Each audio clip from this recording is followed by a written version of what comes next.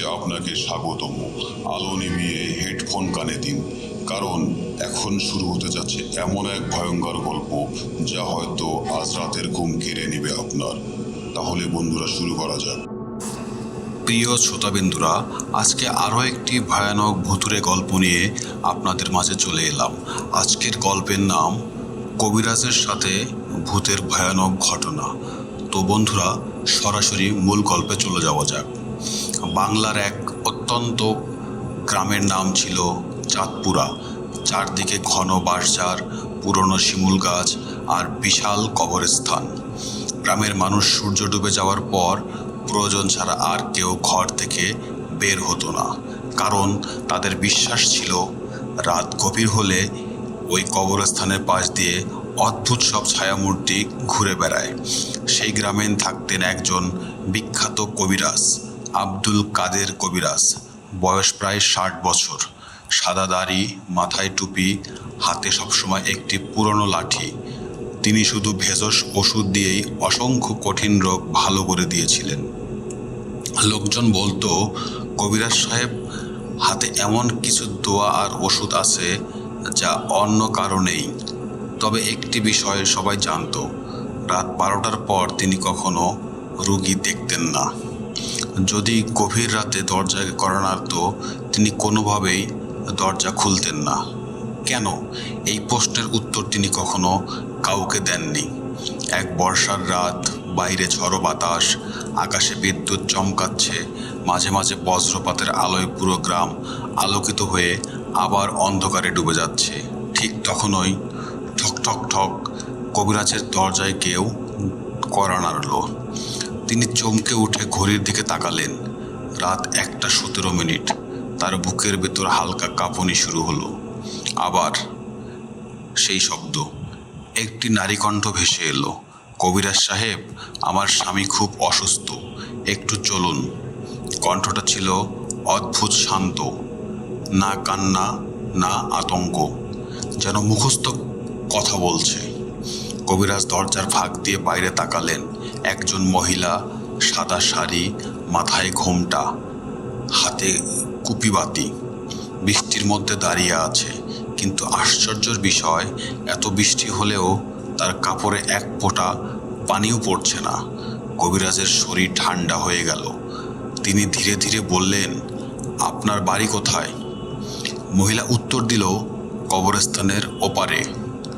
ওই কথা শুনেই কবিরাজ মুখ ফ্যাকাশে হয়ে গেল, কারণ কবরস্থানের ওপারে কোনো গ্রামই নেই, শুধু বহু বছর আগের পরিত্যক্ত জমিদার বাড়ি। সেখানে মানুষ দিনের বেলাতেই যেতে ভয় পায়। তিনি দরজা বন্ধ করতে চাইলেন। ঠিক তখন ওই মহিলা বলল, আপনি যদি আজ না যান, কাল সূর্য ওঠার আগেই আরেকটা লাশ উঠবে। এই কথাটা শুনে কবিরাজ থমকে গেলেন, কারণ গত 3 মাসে গ্রামের 3 জন মানুষ ঠিক একইভাবে রহস্যজনকভাবে মারা গিয়েছেন। আর প্রত্যেকে মারা যাওয়ার আগের রাতে নাকি একই রকম একজন মহিলাকে দেখছিল। কবিরাজ দ্রুত ফিরে গেলেন, আলমারি খুলে বের করলেন একটি পুরনো কাপড়ে মোড়ানো কোরআন শরীফ, কিছু তাবিজ আর একটি ছোট্ট শিশিতে রাখা বিশেষ ভেষজ তেল। নিজের মনে বললেন, আজ মনে হচ্ছে সেই রাত আবার ফিরে এসেছে। তার চোখে স্পষ্ট ভয়ের ছাপ। মনে হচ্ছিল তিনি এই মহিলাকে আগে কোথাও দেখেছেন, অনেক বছর আগে, এক ভয়ঙ্কর ঘটনার রাতে। বাইরে তখনও মহিলা নিশ্চুপ দাঁড়িয়ে, তার মুখে দেখা যাচ্ছে না, শুধু বাতাসে ঘোমটা হালকা দুলছে। হঠাৎ বজ্রপাত হলো। এক মুহূর্তের জন্য আলো পড়তেই কবিরাজ দেখলেন মহিলার পা মাটিতে নেই, সে বাতাসে কয়েক ইঞ্চি ভেসে আছে। কবিরাজের হাত থেকে লাঠি পড়ে গেল, আর ঠিক তখনই মহিলা ধীরে ধীরে মাথা তুলল। ঘোমটার নিচ থেকে ভেসে এলো এক অস্বাভাবিক হাসি। চলুন কবিরাজ, এবার আপনার চিকিৎসার করার পালা। দরজার বাইরে কুপিবাতির আগুন হঠাৎ সবুজ হয়ে জ্বলে উঠল। সবুজ আগুন জ্বলতে থাকা কুপিবাতির দিকে তাকিয়ে কবিরাজ আব্দুল কাদের বুঝে গেলেন, আজকের রাত সাধারণ কোনো রাত নয়। তিনি দরজা বন্ধ করে ভিতরে ফিরে এলেন। কাঠের পুরনো সিন্দুক খুলে একটি ছোট চামড়ার থলে বের করলেন। থলেটির ভিতরে ছিল কয়েকটি শুকনো ভেষজ, আতর, একটি তামার তাবিজ এবং তার ওস্তাদ কবিরাজের দেওয়া একটি পুরনো তসবিহ। নিজের মনে আস্তে করে বললেন, হে আল্লাহ, আজ যদি এই অভিশাপ ফিরে এসে থাকে তাহলে শুধু আপনি আমাকে রক্ষা করতে পারবেন। বাইরে আবার সেই নারী কণ্ঠ, দেরি করবেন না কবিরাজ, সময় ফুরিয়ে যাচ্ছে। তিনি দরজা খুললেন। মহিলাটি আগের মতোই দাঁড়িয়ে আছে, মুখ এখনো ঘোমটায় ঢাকা। চলুন। শুধু একটি শব্দ, আর কিছু নয়। কবিরাজ লাঠি হাতে তার পেছনে হাঁটতে শুরু করলেন। বৃষ্টি থেমে গেছে, কিন্তু পুরো গ্রাম যেন অস্বাভাবিক নীরব। একটি কুকুরও ডাকছে না, ঝিঁঝি পোকার শব্দ পর্যন্ত নেই। শুধু কুপিবাতির তীক্ষ্ণ আলো আর মহিলার ধীর পায়ের শব্দ। অথবা কবিরাজ হঠাৎ খেয়াল করলেন, পায়ের শব্দ শুধু তার নিজের, মহিলার হাঁটার কোনো শব্দই নেই। তিনি নিচে তাকিয়ে দেখলেন কাদামাটিতে তার পায়ের ছাপ পড়ছে, কিন্তু মহিলার নয়, যেন সে মাটি স্পর্শই করছে না। কবিরাজের বুকের ভেতর ধুকপুকানি আরও বেড়ে গেল। কিছুক্ষণ পর তারা গ্রামের শেষ মাথায় পৌঁছালো, সামনের সেই পুরনো কবরস্থান। বাতাস হঠাৎ বরফের মতো ঠান্ডা হয়ে গেল। কবরগুলোর মাঝখান থেকে কুয়াশা উঠছে। একটি শুকনো বটগাছের ডালে কয়েকটি পেঁচা বসেছিল। কবিরাজ এগোতেই সবগুলো একসঙ্গে উড়ে গেল। ঠিক তখনই একটি কবরের দিক থেকে ভেসে এলো চাপা কান্না, আমাকে বাঁচান। কবিরাজ থেমে গেলেন। তিনি কণ্ঠস্বরটি চিনতে পারলেন। এটা তো গ্রামের মুদি দোকানি রহিমের গলা, কিন্তু রহিম তো 3 মাস আগে মারা গেছে। তিনি কবরের দিকে এগোতেই মহিলা হঠাৎ বলল, ওদিকে তাকাবেন না। কেন? যারা ডাকছে তারা মানুষ নয়। কবিরাজ সঙ্গে সঙ্গে চোখ নামিয়ে নিলেন। কবরস্থান পার হতেই সামনে দেখা গেল একটি বিশাল ভগ্নপ্রায় জমিদার বাড়ি। দেয়ালের পলেস্তারা খসে পড়ছে, জানালাগুলো ভাঙা, বড় লোহার গেট মরিচায় লাল। কিন্তু আশ্চর্যের বিষয়, বাড়ির ভেতরে যেন কেউ বসবাস করছে। সব জানালার মিটমিট করে প্রদীপ জ্বলছে, যেন বহু লোকের বাস। মহিলা গেট খুলে ভেতরে ঢুকলো। কবিরাজও ধীরে ধীরে মহিলাকে অনুসরণ করলেন। ভেতরে ঢুকতেই তার শরীর কেঁপে উঠল। বাড়ির উঠানে সারিবদ্ধভাবে দাঁড়িয়ে আছে প্রায় 20 জন মানুষ। সবাই সাদা কাপড় পরা, মাথা নিচু, একদম নিশ্চুপ। কবিরাজ ভেবেছিলেন তারা হয়তো রোগীর আত্মীয়। তিনি সালাম দিলেন, কেউ কোনো উত্তর দিল না। হঠাৎ বিদ্যুতের ঝলকানি, এক মুহূর্তের জন্য পুরো উঠান আলোকিত হয়ে উঠল। আর সেই আলোতেই কবিরাজ যা দেখলেন তাতে তার হাত থেকে লাঠি পড়ে গেল। সামনে দাঁড়িয়ে থাকা মানুষগুলোর মুখ তিনি চিনতে পারলেন। ওরা সবাই গত 10 বছরে মারা যাওয়া গ্রামের মানুষ। কারো চোখ নেই, কারো মুখ পোড়া, কারো গলায় দাগ, কারো বুকের রক্ত। সবাই স্থির হয়ে তার দিকেই তাকিয়ে আছে। তারপর একসঙ্গে সবাই ধীরে ধীরে মাথা তুলল আর একই কণ্ঠে বলল, অনেক দেরি করে ফেলেছ কবিরাজ। ঠিক সেই মুহূর্তে কবিরাজ বুঝলেন এই বাড়িতে কোনো অসুস্থ মানুষ নেই। আজ তাকেই এখানে ডেকে আনা হয়েছে। দূরে অন্ধকার করিডোর থেকে তখন ভারী পায়ের শব্দ ভেসে আসছে, ধুপ ধুপ ধুপ ধুপ করে। মহিলাটি আস্তে করে ঘোমটা সরাতে শুরু করলো। অন্ধকার করিডোর ভারী পায়ের শব্দ ক্রমেই কাছে আসছে।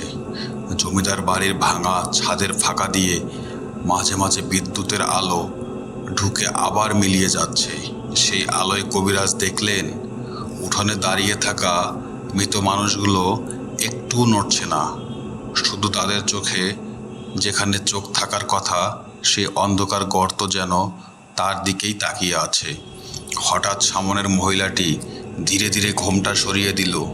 কবিরাজের বুক ধুপ করে উঠল।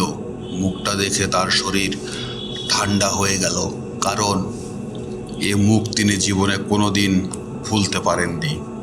এ ছিল রওশন আরা। আজ থেকে প্রায় 25 বছর আগে এই জমিদার বাড়িতেই যার মৃত্যু হয়েছিল। তখন কবিরাজ ছিলেন তরুণ। এক রাতে জমিদার লোকজন ছুটে এসে তাকে ডেকে নিয়ে গিয়েছিল। তাদের একমাত্র মেয়ে রওশন আরা নাকি হঠাৎ অদ্ভুত আচরণ করছে। কেউ বলছিল জিনের আসর, কেউ বলছিল কালো জাদু। কবিরাজ সারা রাত চেষ্টা করেছিলেন তাকে বাঁচানোর, কিন্তু ভোর হওয়ার আগেই মেয়েটি মারা যায়। মৃত্যুর আগে সে শুধু একটি কথাই বলেছিল, আমি মরব, কিন্তু আমি একা থাকব না। সেই ঘটনার কয়েক মাসের মধ্যেই জমিদার পরিবার রহস্যজনকভাবে নিশ্চিত হয়ে যায়। এরপর থেকেই বাড়িটি পরিত্যক্ত।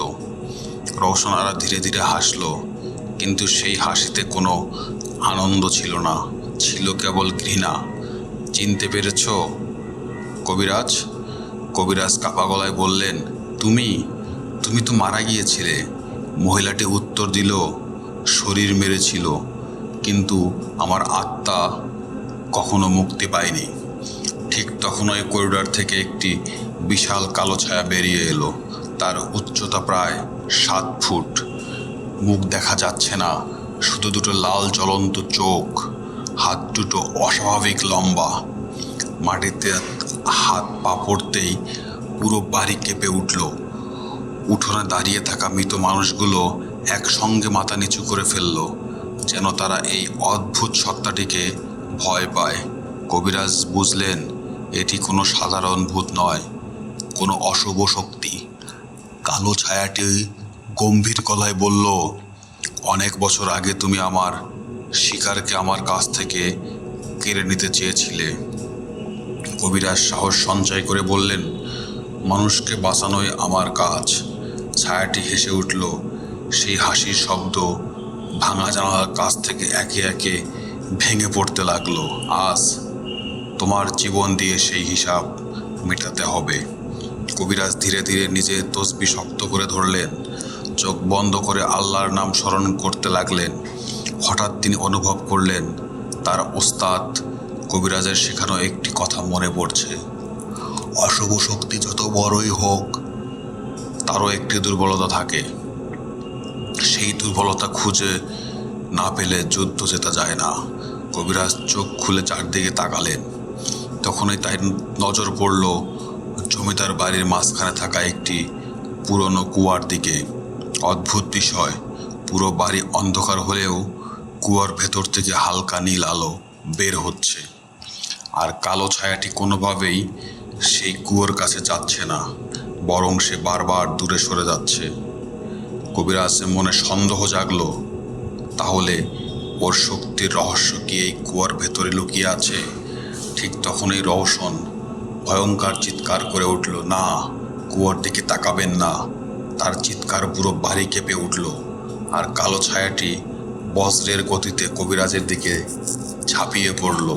কবিরাজ শেষ মুহূর্তে পাশ কাটিয়ে কুয়ার দিকে দৌড় দিলেন, কিন্তু কুয়ার ভেতরে উকি দিয়েই তিনি এমন কিছু দেখলেন যা দেখার পর তার মুখ থেকে কোনো শব্দই বের হলো না। কুয়োর ভেতরে তাকিয়ে কবিরাজ আব্দুল কাদেরের শরীর হিম হয়ে গেল। কুয়াটি শুকনো, এক ফোঁটা পানিও নেই, কিন্তু নিচে মাটির উপরে একটি বিশাল কালো বৃত্ত আঁকা, চারদিকে অদ্ভুত সব চিহ্ন। বৃত্তের মাঝখানে শিকলে বাঁধা একটি লোহার সিন্দুক। সিন্দুকের চারপাশে ছড়িয়ে আছে মানুষের খুলি, ভাঙা তাবিজ, মরিচা ধরা ছুরি আর শুকিয়ে যাওয়া লাল কাপড়। সবচেয়ে ভয়ঙ্কর বিষয় ছিল সিন্দুকের ভেতর থেকে ধুকপুক করার শব্দ। ধুপ ধুপ, যেন কোনো জীবন্ত কিছু এখনো ভেতরে বন্দি। ঠিক তখনই কবিরাজের পেছন থেকে কালো ছায়াটি গর্জে উঠল, ওদিকে তাকিও না। কবিরাজ ঘুরে দাঁড়াতেই দেখলেন প্রথমবারের মতো সেই দানবীয় সত্তার মুখ স্পষ্ট হয়েছে।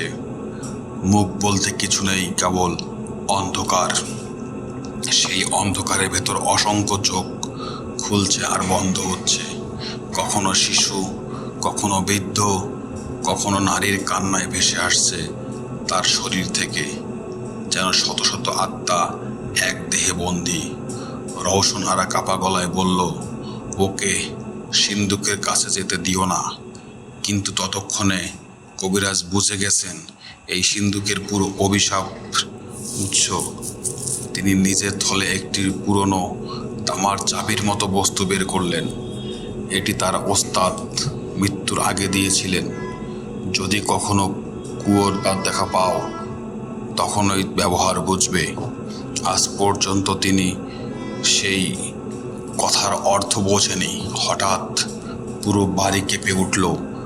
উঠোনে দাঁড়িয়ে থাকা মৃত মানুষগুলো একসঙ্গে আর্তনাদ শুরু করলো, পালাও, ওকে বলতে দিও না, ওকে খুলতেও দিও না, সব শেষ হয়ে যাবে।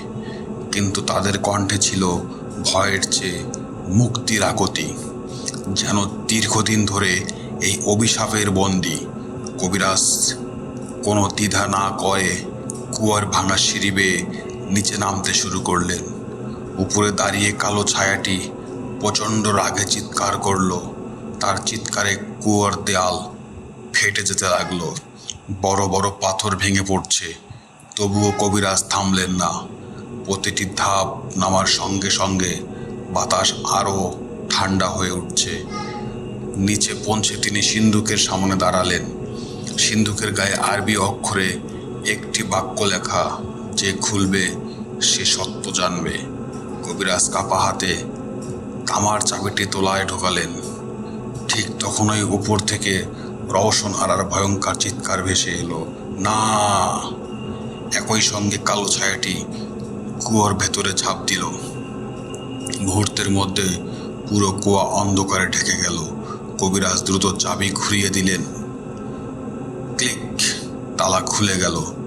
কিন্তু সিন্দুকের খুলতেই কোনো দানব বের হলো না, বরং ভেতরে ছিল একটি পুরনো কোরআন শরীফ, একটি রক্তমাখা কাপড়ে মোড়ানো ডায়েরি এবং একটি ছোট্ট শিশুর রূপার নূপুর। কবিরাজ হতবাক। এগুলো? তিনি ডায়েরিটি হাতে নিতেই হঠাৎ চারদিকে প্রচণ্ড ঝড় শুরু হলো। ডায়েরির প্রথম পাতায় বড় অক্ষরে লেখা, জমিদার নয়, আসল শয়তান ছিল গ্রামের একজন কবিরাজ।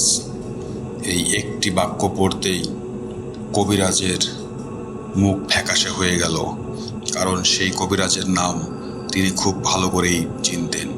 তিনি ছিলেন নিজের ওস্তাদ। আর ঠিক তখনই তার পেছনে কেউ ফিসফিস করে বলল, এখন সত্য জানার পালা তোমার। কবিরাজ ধীরে ধীরে পেছনে ফিরলেন, কিন্তু সেখানে কেউ দাঁড়িয়ে ছিল না। শুধু অন্ধকারের মধ্যে দুটি লাল চোখ জ্বলছিল। কুয়োর গভীরে দাঁড়িয়ে কবিরাজ আব্দুল কাদের হাত কাঁপছিল। ডায়েরির প্রথম পাতায় লেখা সেই কথাটি তার চোখের সামনে বারবার ভেসে উঠছে। জমিদার নয়, আসল শয়তান ছিল গ্রামেরই একজন কবিরাজ। তিনি বিশ্বাস করতে পারছিলেন না যে মানুষটি তাকে চিকিৎসা শিখিয়েছিলেন, যিনি তার কাছে বাবার মতো ছিলেন, তিনি কিভাবে এমন ভয়ঙ্কর কাজ করতে পারেন। ঠিক তখনই কুয়ার ভেতর ঠান্ডা বাতাস বয়ে গেল। ডায়েরির পাতাগুলো নিজে থেকে উল্টাতে শুরু করলো। একটি পাতায় এসে থেমে গেল। সেখানে কাপা হাতে লেখা, যদি কেউ ডায়েরি পড়ে, জেনে রেখো আমি ভয়ঙ্কর ভুল করেছি। ক্ষমতার লোভে আমি এমন এক অশুভ শক্তির সঙ্গে চুক্তি করেছিলাম যার মূল্য দিতে হয়েছে পুরো গ্রামকে। কবিরাজের বুক ধুক করে উঠল। তিনি পড়তে থাকলেন, 25 বছর আগের ঘটনা। সেই সময় গ্রামের ভয়াবহ দুর্ভিক্ষ চলছিল। মানুষ না খেয়ে মরেছে, রোগ ছড়িয়ে পড়েছে, কবিরাজদের ওষুধেও কাজ হচ্ছিল না। তখন আব্দুল কাদের ওস্তাদ হাকিম নাসিরউদ্দিন এক নিষিদ্ধ তান্ত্রিকের কাছে যান। তান্ত্রিকের কাছে বলেছিল, তোমাকে এমন শক্তি দেব যাতে সব রোগ সারাতে পারবে, কিন্তু বিনিময়ে প্রতি 7 বছরে একটি পবিত্র আত্মা আমার কাছে দিতে হবে। শুরুতে তিনি রাজি হননি, কিন্তু গ্রামের মানুষকে বাঁচানোর মরিয়া চেষ্টার শেষ পর্যন্ত সেই ভয়ঙ্কর চুক্তিতে সই করে ফেলেন। প্রথম কয়েক বছরেই অলৌকিক ঘটনা ঘটতে থাকে। অসাধ্য রোগও সরে যায়। মানুষ তাকে অলৌকিক কবিরাজ বলতে শুরু করে। কিন্তু 7 বছর পূর্ণ হতেই প্রথম শিশু নিখোঁজ হয়, তারপর আরেকজন, তারপর আরও। কবিরাজের চোখে পানি চলে এলো। না, এটা সত্যি হতে পারে না। ঠিক তখনই রওশন আবার কণ্ঠ ভেসে এলো। এটাই সত্য। সে এবার আগের মতো ভয়ঙ্কর দেখাচ্ছিল না। তার চোখে ছিল গভীর কষ্ট। আমি ছিলাম শেষ বলি। আমাকে বাঁচাতে তুমি এসেছিলে, কিন্তু তখন অনেক দেরি হয়ে গিয়েছিল। হঠাৎ পুরো কুয়া প্রচণ্ডভাবে কাঁপতে শুরু করলো। উপরে দাঁড়িয়ে থাকা কালো ছায়াটি ধীরে ধীরে নিজের আসল রূপ নিতে লাগলো। তার শরীর থেকে ধোঁয়া উঠছে, অসংখ্য মুখ বেরিয়ে আবার মিলিয়ে যাচ্ছে। সে গর্জে উঠল, মানুষ সত্য জেনে গেলে আমার শক্তি কমে যায়। ডায়েরি আমাকে দাও। এক মুহূর্তের মধ্যে সে কুয়োর তলায় নেমে এলো। চারদিক অন্ধকারে ঢেকে গেল। কবিরাজ নিজেই তসবি শক্ত করে ধরলেন, উচ্চস্বরে কোরআনের আয়াত তেলাওয়াত করতে শুরু করলেন। সঙ্গে সঙ্গে তসবি থেকে উজ্জ্বল সাদা আলো বের হতে লাগলো। কালো ছায়াটি পিছিয়ে গেল। প্রথমবারের মতো তার মুখে ভয়ের ছাপ। রওশনারা চিৎকার করে বলল, ওকে ধ্বংস করতে হলে ডায়েরি নয়, সিন্দুকের নিচে যা লুকানো আছে সেটা ভাঙতে হবে। কবিরাজ বিস্ময়ে বললেন, সিন্দুকের নিচে? তিনি দ্রুত সিন্দুকের সরানোর চেষ্টা করলেন। অনেক কষ্টে সেটি ছোট্ট একটু সরু। তখন আর তিনি দেখতে পেলেন মাটির নিচে বসানো আছে একটি কালো পাথর। পাথরের গায়ে রক্ত দিয়ে আঁকা অদ্ভুত প্রতীক। সেই পাথর থেকেই কালো ধোঁয়া বের হয়ে ছায়াটির শরীর প্রবেশ করছে। কবিরাজ বুঝে গেলেন এই পাথরেই অশুভ শক্তির মূল উৎস। তিনি লাঠি তুলে সর্বশক্তি দিয়ে পাথরটির উপর আঘাত করলেন। ঠাস! পাথরের একটি ছোট ফাটল ধরল। সঙ্গে সঙ্গে কালো ছায়াটি বিকট চিৎকার করে উঠল। তার শরীর কাঁপতে লাগলো। উঠোনে দাঁড়িয়ে থাকা মৃত আত্মাগুলো একসঙ্গে মাথা তুলল। তাদের চোখে প্রথমবারের মতো আশার আলো। ঠিক তখনই জমিদার বাড়ির বাইরে থেকে শত শত মানুষের পায়ের শব্দ ভেসে এলো। কবিরাজ উপরে তাকিয়ে দেখলেন অন্ধকারের ভেতর থেকে আরও শত শত ছায়ামূর্তি বাড়ির দিকে এগিয়ে আসছে। রওশনারা আতঙ্কিত কণ্ঠে বললেন, ওরা এসে গেছে। আজ অমাবস্যার রাত। যদি সূর্য ওঠার আগে পাথরটা না ভাঙতে পারো, তাহলে পুরো গ্রাম চিরদিনের জন্য অভিশপ্ত হয়ে যাবে। জমিদার বাড়ির বাইরে থেকে ভেসে আসা শত শত পায়ের শব্দ মুহূর্তের মধ্যে পুরো এলাকা কাঁপিয়ে তুলল। কবিরাজ আব্দুল কাদের কুয়ার ভেতর থেকে উপরে তাকালেন। দেখলেন ঘন কুয়াশার মাঝখান দিয়ে অসংখ্য কালো ছায়া বাড়ির উঠোনে ঢুকছে। কারো মুখ নেই, কারো শরীর অর্ধেক, কারো চোখ থেকে টপ টপ করে কালো রক্ত ঝরছে। তারা সবাই একসঙ্গে একই কথা বলছে, পাথর বাঁচাও, পাথর বাঁচাও। তাদের কণ্ঠে এমন এক ভয়ঙ্কর গর্জন যেন পুরো আকাশ কেঁপে উঠতে। রওশনারা কাঁদতে কাঁদতে বলল, কবিরাজ, আর সময় নেই।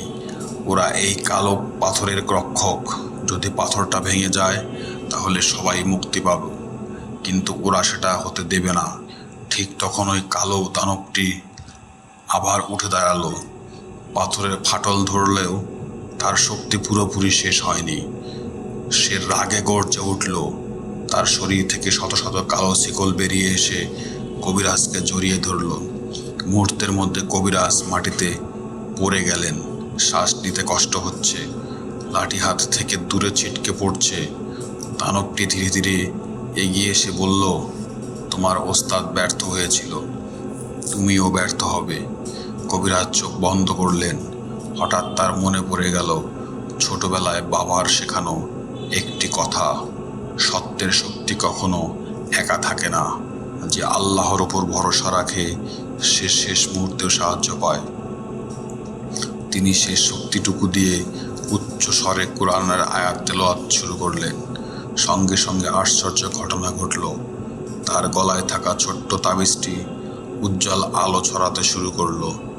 সেই আলো ধীরে ধীরে পুরো কুয়ায় ভরে দিল। কালো শিকলগুলো একে একে ছিটে যেতে লাগলো। দানবটি যন্ত্রণায় চিৎকার করে পিছিয়ে গেল। সুযোগ বুঝে কবিরাজ দৌড়ে গিয়ে নিজের লাঠিটি তুলে নিলেন। তারপর দুই হাতে শক্ত করে ধরে সর্বশক্তি দিয়ে কালো পাথরের ওপর আঘাত করলেন। ঠাস, একটি বড় ফাটল, আবার আঘাত, আরো বড় ফাটল। দানবটি এবার উন্মাদের মতো চিৎকার করতে লাগলো। তার শরীর থেকে কালো ধোঁয়া বের হতে লাগলো। উঠানে দাঁড়িয়ে থাকা শত শত আত্মা একসঙ্গে আর্তনাদ করছে। কবিরাজ শেষবারের মতো লাঠি তুললেন, চোখ বন্ধ করে বললেন, হে আল্লাহ, সত্যকে বিজয় দান করুন। তারপর সমস্ত শক্তি দিয়ে আঘাত করলেন। ধস! কালো পাথরটি হাজার টুকরো হয়ে বিস্ফোরিত হলো। এক মুহূর্তে পুরো জমিদার বাড়ি সাদা আলোয় ভরে গেল। দানবটি বিকট চিৎকার করে ধোঁয়ার মতো আকাশে মিলিয়ে গেল। উঠানে দাঁড়িয়ে থাকা সব মৃত আত্মা ধীরে ধীরে মানুষের স্বাভাবিক রূপ ফিরে পেল। রওশন আরা মৃদু হেসে বলল, অবশেষে আমরা মুক্তি পেলাম। তার চোখে আর কোনো ভয় নেই, শুধু শান্তি। এক এক করে সব আত্মা সাদা আলোর মধ্যে মিলিয়ে যেতে লাগলো। ভোরের প্রথম আজানে ভেসে এলো। সূর্যের প্রথম আলো পড়তেই পুরো জমিদার বাড়ি প্রচণ্ড শব্দে ভেঙে পড়তে শুরু করলো। কবিরাজ কোনো মতে দৌড়ে বাইরে বেরিয়ে এলেন। পেছনে তাকিয়ে দেখলেন, যেখানে বিশাল বাড়িটি ছিল সেখানে এখন শুধু ধ্বংসস্তূপ। কোনো কুয়ো নেই, কোনো কালো পাথর নেই, যেন কিছুই কখনো ছিল না। সেদিনের পর থেকে চাঁদপুরা গ্রামে আর কখনো অশুভ মৃত্যু ঘটেনি। কবরস্থানের পাশে দিয়ে মানুষ আবার চলাফেরা শুরু করত। তবে কবিরাজ আব্দুল কাদের আর কখনো গভীর রাতে রুগী দেখতে হননি। মৃত্যুর আগ পর্যন্ত তিনি শুধু একটি কথাই বলতেন, অশুভ শক্তির চেয়ে ভয়ঙ্কর হলো মানুষের লোভ। আর যে নিষিদ্ধ শক্তির সঙ্গে চুক্তি করে তার মূল্য শুধু সে নয়, অনেক নির্দোষ মানুষও দেয়। সেই রাতের ঘটনার একমাত্র স্মৃতি হিসাবে তার সঙ্গে আজও একটি পুরনো ডায়েরি রাখা ছিল। কিন্তু গ্রামের মানুষ কেউ জানত না ডায়েরির শেষ পাতাটি তিনি কখনো খুলে দেখেননি। কারণ তিনি বিশ্বাস করতেন, সব সত্য জানা মানুষের জন্য প্রয়োজন নয়। আর আজকের গল্পটি বন্ধুরা এখানেই সমাপ্ত হয়ে গেল। ধন্যবাদ। আজকের গল্প এখানেই শেষ।